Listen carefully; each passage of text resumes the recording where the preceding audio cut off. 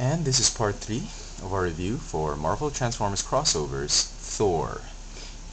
Here he is in his alt mode, and if you haven't already noticed, he is a sort of an homage to a certain G.I. Joe vehicle, which I have here. This is the 1980s Cobra Rattler by Takara. I have the old Takara Cobra Rattler, and he's in pretty bad condition, pretty bad shape right now, but except for the position of the thrusters, which are on the backside, he does look almost like Thor's alt mode. They both have the cannons in front, at the front part of the fuselage. The landing gear, both landing gears are in the correct position, as the Rattler.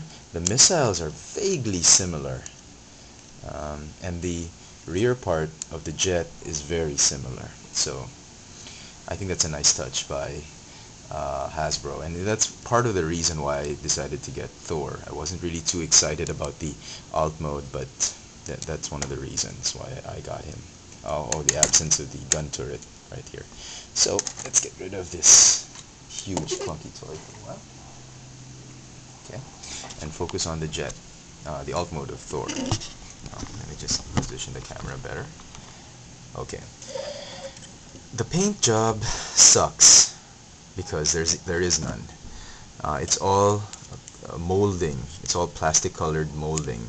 The color on the plastic is the original color of the mold, the plastic mold, but except for this part, which is painted black, and some parts on the underside. But on the top part, that is the color of the part, the original color of the part. And I wish they could have put a little bit more paint, and instead of scrimping on this figure, I wish they would have put more paint. Because the molding is just fantastic. I mean, the detail on the molding is fantastic. I don't know if you can see it in the camera, but there's a lot of grooves, panels that's been carved out and etched out in this mold, and I really like that. I like the fact that there's so much detail in each of the parts, but it's just sad that they didn't put any paint application. I wish there was more black, was more gray or silver or gold for that matter. It would have been great as a display piece in alt mode. But they didn't do that, so hey, maybe a nice little Cobra symbol. But kidding aside, I wish they would have put a little bit more paint. This is a kind of a letdown for me. I wish they would have covered it. It would have been very easy to put a flap there, just like what they did with the TIE Fighter crossovers. I can do Star Wars crossovers if you want me to. Just write it down in the comment section. I do have some figures which I can show, but if you do have the TIE Fighter, you can see that Hasbro was able to find a way to cover up the thrusters with another piece that's hanging by the side when in robot mode, and then just clip on. But they didn't do it here. They're probably trying to save some money and then keep the price points down. But again, as I said, it's a pretty decent. It's a little bit smaller than, well, in terms of size and density, it's a little bit smaller in girth compared to the Iron Man jet mode, but it's pretty good. I sort of like it. You can display him on the ground, or you can hang him using nylon strings.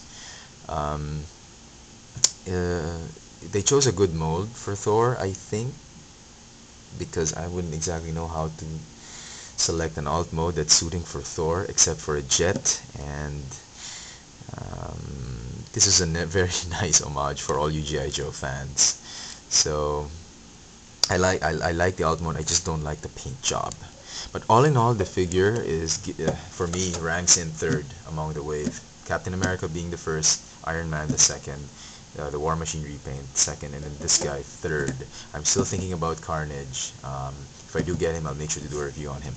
But in the meantime, here he is one last time in alt mode. Marvel Transformers crossovers, the mighty Thor. Thanks for watching.